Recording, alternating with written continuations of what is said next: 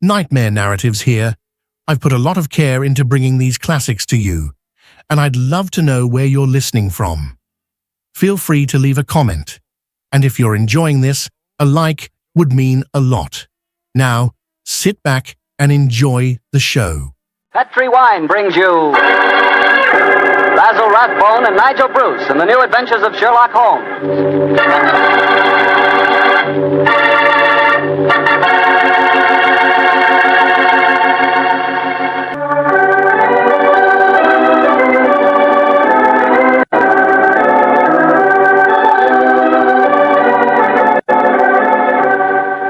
And now I'm sure our old friend Dr. Watson's ready for us, so let's go in and join him.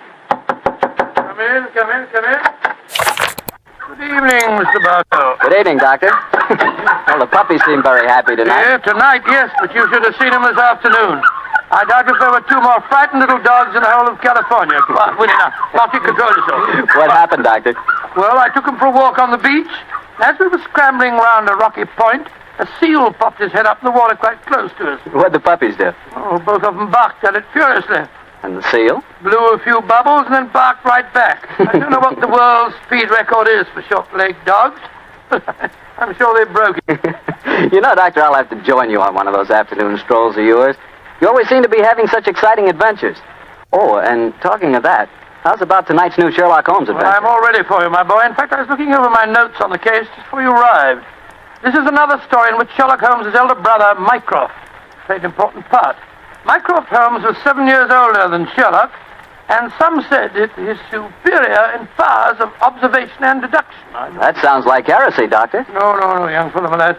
Holmes himself was the first to admit it. In fact, if it hadn't been for his incurable laziness, Mycroft would have been a formidable rival to his younger brother.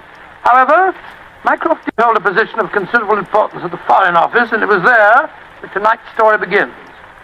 It was in the winter of 1899, and Mycroft Holmes, after a gourmet's lunch, was reclining full length on a leather settee. His eyes were closed, his hands were folded across his stomach, and his breath came rhythmically. A cynic would have declared that Mycroft Holmes was taking an after-luncheon snooze. But Mr. Holmes' secretary, a gentleman by the name of Gardner, was a realist. He tapped on the door discreetly. Then he rapped on it. And still there was no response, so he opened the door and entered. After a moment, he gave what he thought was a discreet cough. Mycroft Holmes opened his eyes and folded his hands and said, "Found it, Gardner. Must you come in here and bark at me so soon after lunch?"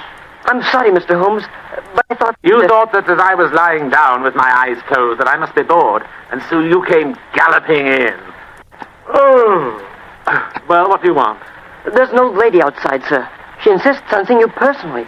I've tried to get rid of her, but... What's her name? Mrs. Hudson, sir. Mrs. Hudson? Show her in, Gardner. Show her in. Very good, sir. Undoubtedly a message from young Sherlock. How are you, Mrs. Hudson? Oh, good day, Mr. Holmes. I'm sorry to interrupt you, but I won't take up much of your time. Sit down, won't you? Don't leave us, Gardner. I may need you in a few minutes. Very good, sir. Now, Mrs. Hudson, what's the message? Message, sir? My brother sends you with some message that he was afraid to entrust to the ordinary channels. He's always so confoundedly dramatic. Oh, bless your heart. No, sir. I've come to you with a little problem of my own. I didn't like to bother Mr. Sherlock Holmes with it. He's been so busy lately, and he's looking very tired. And so you came to me. Oh, delightful. I thought you wouldn't mind, sir. You've always been so nice and friendly to me. Pure laziness. It is less effort to keep an old friend than to make a new enemy. But tell me your problem. Well, it's really my sister's problem, sir. She keeps a boarding house at 14 Kensington Garden Square in Bayswater. And she's convinced one of her boarders, a man who has a room on the first floor back, she's convinced that he's a birdman. And what in heaven's name is a birdman? Do you know, Gardner? No, sir. I can't imagine. Oh, it's like a werewolf, gentlemen, except that the man turns into a bird. Oh, come now, Mrs. Hudson. Oh, I know it sounds daft, but my sister's in a dreadful state. Of course, I've been with your brother long enough, sir, to know that such things are nonsense. But how can I prove it to her? What reason does your sister give for holding a strange belief? She keeps finding pigeon feathers in the room. Now, the man doesn't keep pigeons, sir. My sister knows that for a fact. Has she found any traces of scattered food on the window ledge? None, sir. No signs of any pigeons, except the feathers. My sister's a wee bit fey, Mr. Holmes. She's the 7th daughter of a 7th daughter, and you know what that means. Just the same, she's not imagining things, sir. She's shown me the feathers herself. Where were they, Mrs. Hudson? Somewhere on the floor by the end of the bedstead, sir. I brought some along with me. Here, sir. And we found some more in the gentleman's cupboard, where he keeps his clothes. By George, I wonder What is it, sir? I'll tell you in a moment, Gardner. Mrs. Hudson, this matter will require a little private investigation. You may return to your sister and tell her not to worry. I shall get in touch with you as soon as my inquiries are completed. Good day to you. Good day, sir, and I'm very much obliged to you. Well, Gardner, what do you make of it? An old wives' tale, sir. You're not treating it seriously, are you? Yes, I am. One of these feathers shows evidence of having had string tightened round it. That suggests a captive bird. Now, a captive bird smuggled into an obscure boarding house would point to something of the greatest importance to us, Gardner.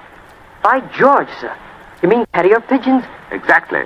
And remember that we're at war, and that the Boers have obtained several important and highly confidential secrets of ours lately.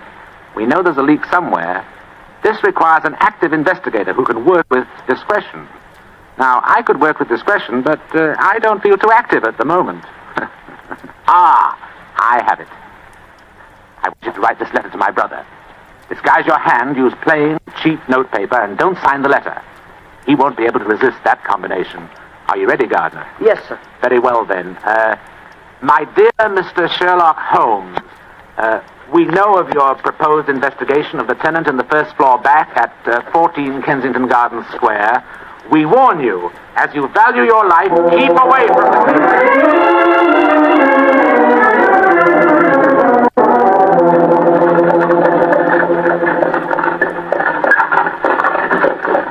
We warn you, as you value your life, to keep away from the case. And that, my dear Watson, is why we are driving towards 14 Kensington Gardens Square, disguised as building inspectors of the London County Council. Well, I must say it's a very challenging letter, Holmes. Unsigned, Yes. I notice. Written on cheap notepaper and in a disguised hand. No clue there, I'm afraid. Well, we're entering the square, Holmes. Let's stop the cab here. You can drop us here, cabby. Oh, sure, Governor.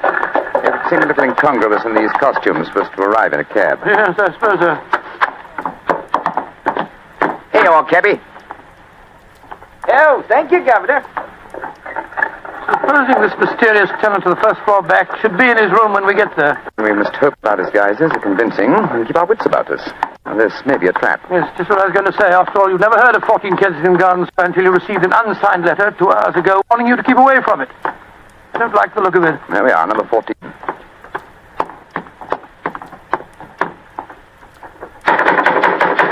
I suggest that you let me do most of the talking. Good Lord, yes. My Cockney accent doesn't compare with yours.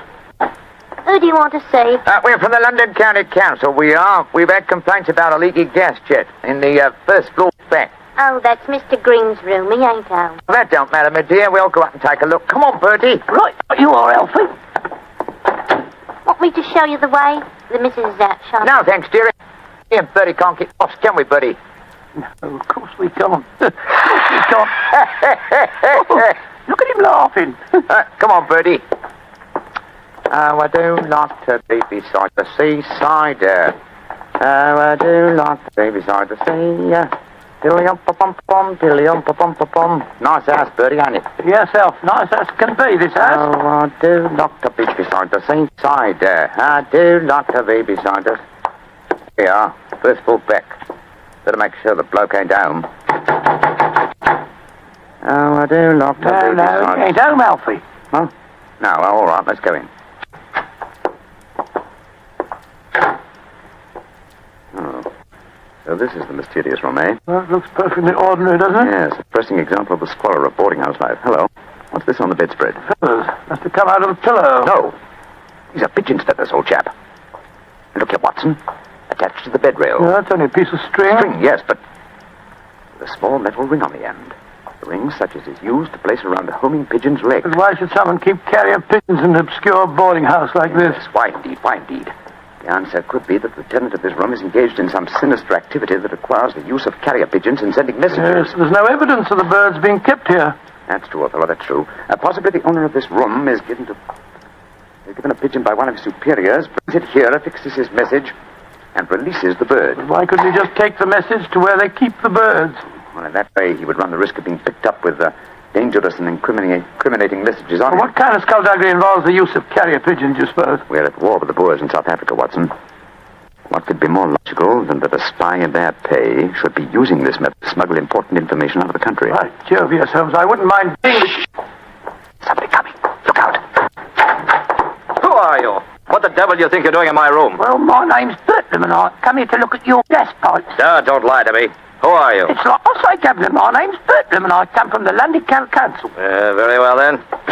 If you won't tell me the truth, perhaps this revolver will make you change your Look mind. here, Captain, look here, Captain.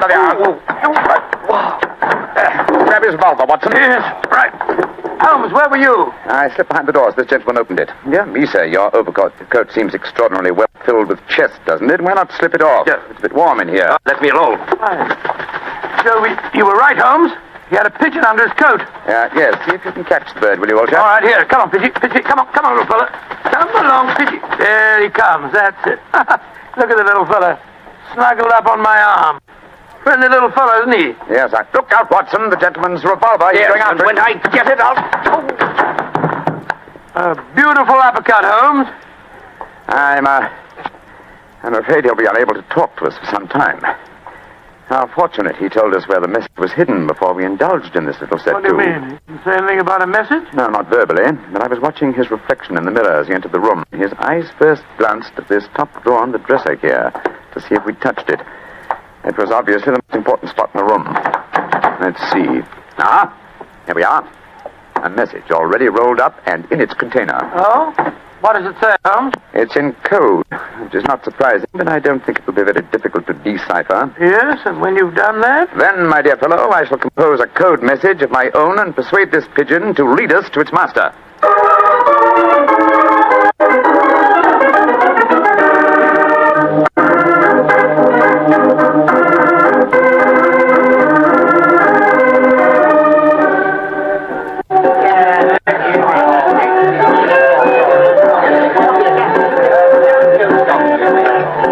I can see from your puzzled expression, Watson, that you're wondering why I brought you to Dexter's Music Hall in the Edinburgh Road. Well, I must confess I was confused, Holmes. First of all, we go to Baker Street and you spend hours poring over some obscure book, and you write out a message, attach it to a pigeon, and let it loose.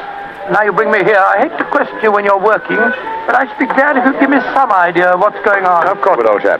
At times I must seem confoundedly mysterious, I'm sure. Here's the situation. The obscure book I was studying was a table of ciphers. I was trying to decode the message we found in the room on the first floor Well, back. obviously you succeeded, or we wouldn't be here. Yes, the key word was Louis Botha, the name of the Boer leader. The message was a report on the number of troops now in training at Aldershot. Then you were right. We're mixed up with a ring of enemy agents. Obviously, old chap. So I kept the original message and composed another using the same code and dispatched it by carrier pigeon. Well, what did you say in your message? Meet me tonight, 8 o'clock, table number 3 at Dexter's Music Hall. What made you choose this place as a rendezvous? Well, I happen to know that it's a common meeting place for world characters.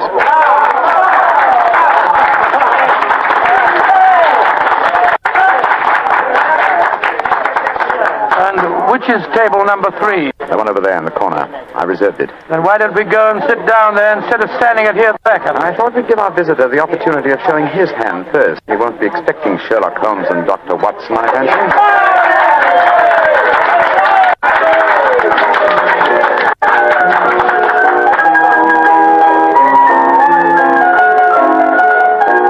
Good Lord, look at this woman coming on to sing. You ever see so many fellas? I'm not allowed to have a bow, except upon the line.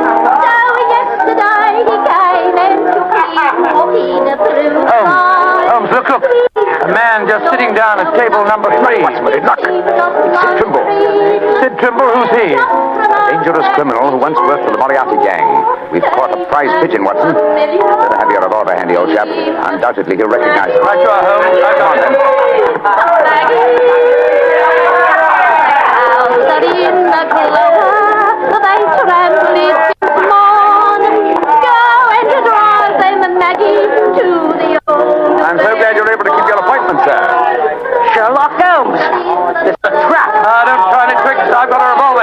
How'd you like this table in your face?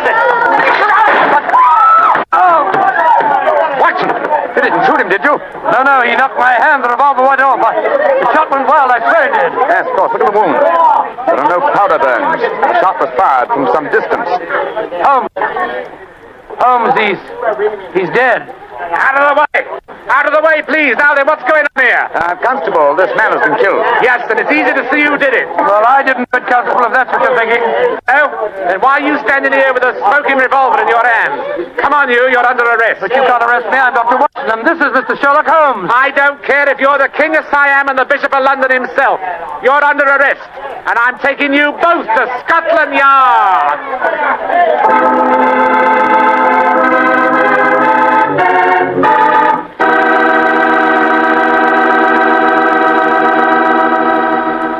Dr. Watson, that was really one for the books. So you got yourself arrested on a murder charge. Yes, Mr. Bartell. It's a very humiliating experience. I was taken off to Scotland Yard in the Black Marat. Just like any common criminal. The wretched constable wouldn't listen to a word that I'd got to say. Well, Sherlock Holmes went with you, of course. Naturally. But as we arrived at Scotland Yard, my mortification was complete, and I found that I was led into the presence of our old friend, Inspector Lestrade. Holmes spoke to him at some length, but I could see from Lestrade's expression that my position was a very serious one. Now I can see what it is, Mr. Holmes. You see, I know you both. But I must say there are lots of them here at the yard as don't like what they call your high-handed method. But, Lestrade, personal likes or dislikes have nothing to do with this. No, of course they haven't. It's purely a matter of evidence. Well, I know that, Dr. Watson. And the constable's evidence was as clear as the nose on your face. The dead man was shot through the head, and you were standing in front of the body with a drawn revolver But my in your hand. my dear Lestrade, there were no powder burns on the wound. Yeah, that's what you tells me, Mr. Holmes. But I'll have to wait for the official report on that. The police surgeon's examining the body now. You understand, gentlemen, I'm not saying I'm sorry that Sid Trimble's dead. He's been a thorn in our side for a good many years. In fact, here's the police surgeon now. Dr. Hendricks, this is Mr. Sherlock Holmes and Dr. Watson. How do you do? How do you do, gentlemen?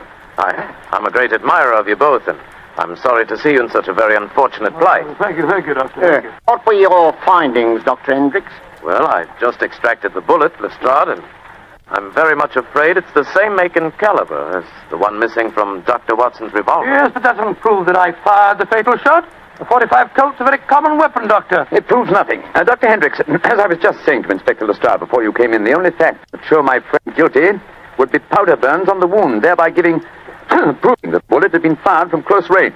I entirely agree with you, Mr. Holmes. Then, as there were no powder burns on the... But there are powder burns, Mr. Holmes. What? Very distinct ones, too. Good Lord, I don't understand, Holmes. I'm sorry, gentlemen, to be the bearer of bad tidings, but I have my duties to perform. Yes, and I'm sorry too, Dr. Watson. Huh? I'm afraid I'm not going to be able to let you leave here. Of course. You must consider yourself under arrest.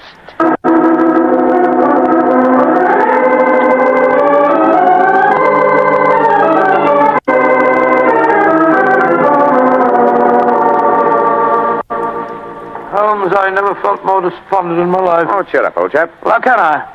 Locked up in a prisoner's cell. Looks as if I might end up at the gallows. Don't worry, Watson. You'll be out of here before the night is over. I promise you I that. wish I felt as confident as you do. How do you propose to do it? Oh, with the aid of a little hard thinking. Thinking? That won't unlock any cell doors, thinking. It will, old fellow. It's obvious someone's deliberately trying to incriminate us. Let's try and reconstruct the killing logically. Sid Trimble was a member of an espionage ring. I sent him a false message. After he'd left to keep the appointment, one of his colleagues trailed him to the music hall and killed him before he could betray anything to us. Yes, that's undoubtedly the way it happened. The powder burns, Holmes. How do you account for them? There were none just after the shot was fired. We know that. And yet Dr. Hendricks assures us that there are very distinct powder burns now. May we come in, gentlemen? Yes, of course you can, Dr. Hendricks. Oh, hello, Lestrade. Yes, I thought we'd come and chat with you, Doctor. Well, that's very nice of you, gentlemen. Yeah, not a bit of it, Doctor. You know, it hurts me to see you in here, and that's a fact. And I can't bear to see a fellow medico in such plight, without coming in to see what I can do to help Watson. Yeah. You're very quiet, Mr. Holmes. Am I, Lestrade? I was thinking. You see, what, old chap? Have it. You have what? The answer. You'll sleep in Baker Street tonight after all. Mr. Holmes, what are you talking The about? murder of Sid Trimble. The incriminating powder burns were obviously faked. Watson and I know that, whether you and Dr. Hendricks believe it or not. The question is, how were they faked? I think I have the answer. Dr. Hendricks. Yes, Mr. Holmes? If a blank cartridge were fired at the wound after death, it would produce powder burns, wouldn't it? Undoubtedly. Yeah, but who could have done that, Mr. Holmes? Ah, that's the point, Lestrade. Who had the opportunity? The constable who brought the body here. So, old chap. Huh? Also, you, Dr. Hendricks. That's perfectly true. Yeah. Well, I had the opportunity too, Mr. Holmes. I spent half an hour in the morgue alone with the body when it first come in. Well, you've narrowed it down to 3 suspects, Holmes. I hope I don't hang before you find the real killer. I've got it, Watson. Why, What? would be, Mr. Pardon? Holmes? The answer is simple, Lestrade. The powder burns were certainly faked by a blank cartridge. Now, if a blank cartridge were fired into a wound, the wadding would have penetrated and distorted the wound. Yes, but supposing the person had removed the wadding from the blank, Mr. Holmes. Its effect would still be quite apparent to the police surgeon who removed the bullet. Am I correct, Dr. Hendricks? Entirely. The surgeon could not fail to identify the marks, Mr. Holmes. Exactly. Therefore, only one person could have fired that blank cartridge without detection. The same person who made the incision necessary to remove the cartridge would also remove all traces of the shot. You yourself, Dr. Hendricks. Holmes, I believe you're right. That's an ingenious theory, Holmes. Surely you're joking. Am I? Then how do you account for the pigeon feathers on the collar of your coat? The devil with you, Holmes! Here, come back here. Doctor! Constable! Contact Dr. Great Scott. Scotland Yard itself harboring an enemy agent. Upon my soul, Holmes, you've done it again. I must say you've got sharp eyes. I didn't see those pigeon feathers on Hendricks' collar. Confidentially, my dear fellow, neither did I, but Hendricks' guilty conscience knew they might be there. It was a shot in the dark, and I had to take it. If you'd spent the night in a prison cell, I should never have heard the end of it, I'm sure. Never.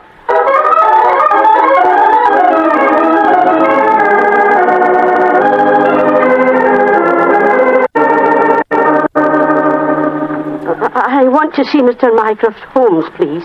Follow me, Mrs. Hudson. He's expecting you. Aye, sir. Ah, there you are, Mrs. Hudson. Come and sit down. Oh, thank you, sir. I got your message and came over right away. In the first place, Mrs. Hudson, you may tell your sister that she needn't worry any more. I'm sure she'll find no more pigeon feathers in her room on the first floor back. No, sir, thank you. But she knows the fact, because the birdman left her yesterday for good. Some strange men came and took him away, and today she's let the room to a nice young commercial traveller. I'm really sorry to have bothered you with her troubles, sir. I'm very glad you did, Mrs. Hudson. Thanks to your information, an enemy espionage ring has been broken, and the British government is deeply grateful to you. You're always one for a joke, aren't you, Mr. Holmes? Well, I'm glad you're not angry with me. I'll be going now, sir. Just one more favour I'll ask before I go, though. Anything, Mrs. Hudson. What is it? Please don't tell your brother about this, sir. He'd be so angry with me for wasting your time.